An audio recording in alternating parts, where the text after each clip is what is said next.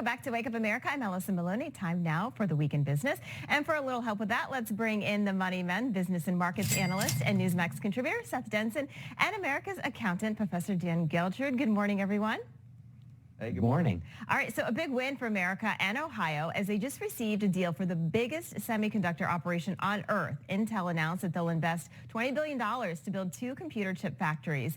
The new factory will employ 3,000 workers at an average salary of $135,000 per year. That's pretty good. Dan, why would tech giant Intel pick Ohio?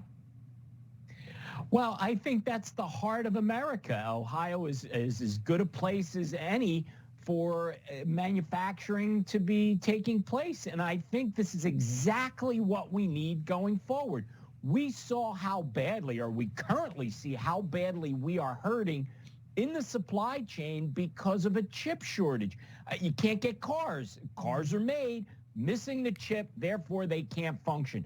So I think this is an enormous step in the right direction, and I'm really happy about it. Yeah, Seth, I think it's great. This is great for the United States as well as Ohio. What does a major investment do to the Ohio economy and folks there?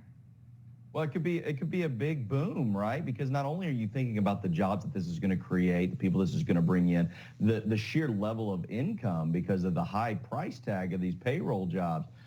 But that's new tax revenue, but also all of the subsequent businesses that will support that. You're going to have restaurants, you're going to have shopping, you're going to have housing. All of these pieces play into the growth of the overall economy. And to Dan's point, heaven knows we need more chips. Only 13% of semiconductor chips are made here in the U.S., 75% over in Asia. We got to bring that back. I'm glad to see this go into Ohio, the big O. Yeah. Dan, former President Trump, he was all about trying to bring jobs back in companies and factories here to the U.S. Do you think that this is a sign now that Intel did this that more companies will build U.S. factories? Well, hopefully they're going to follow this lead and figure out a way to make it work. Look, the reason that these jobs, these contracts have gone to foreign countries is based upon the fact that we've moved away from being a country that makes things, number one. And number two, you have much cheaper labor in foreign countries. So if we could figure out how to be competitive and be able to produce in the United States, that is absolutely the path that we need to go down. Yeah, absolutely. Seth, we had a guest on earlier who makes N95 masks in the U.S. Do you think that we're going to see a return to more made in America, here? Because I know a lot of people are trying to do that, but it's difficult because a lot of things are made overseas. Yeah, it's too bad Congress isn't using his N95 masks. I saw Sean Spicer saying that, reporting this is all coming from China. But yeah, listen, it is important. We need this. But I will tell you, a lot of it is up to the American worker, too.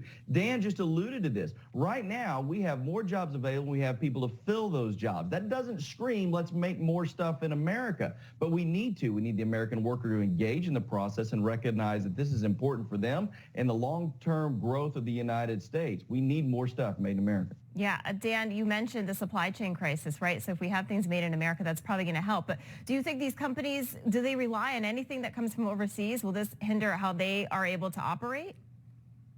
I think every company should have learned through this pandemic with what's happened with the supply chain that you need a plan B. And you never know when you need the plan B until you need it. Yeah. So I think what companies are seeing right now is they need some diversity in how they get product. To have all your eggs in one basket, and that basket happens to be in a foreign country, that is not a good formula.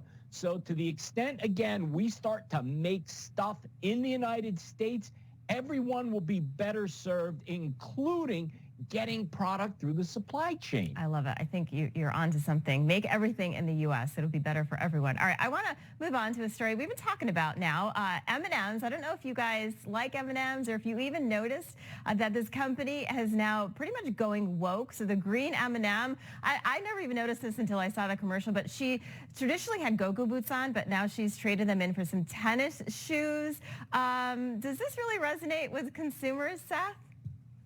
I mean, listen, it doesn't resonate with me. I know. I don't care. I care about how they taste, and I care that they melt in my mouth, not in my hand, right? Isn't that the tagline?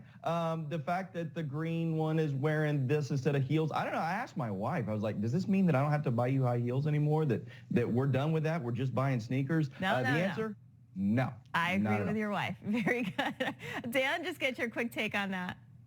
Well, listen, as far as changing shoes, as you know, I'm all for that. Yeah. So if we're talking about there's going to be diversity in shoe wear, I'm for that. But listen, I think the driving impact here is that they're going woke. Yeah. We don't have to get this, sugarcoat everything. Let's keep things fun.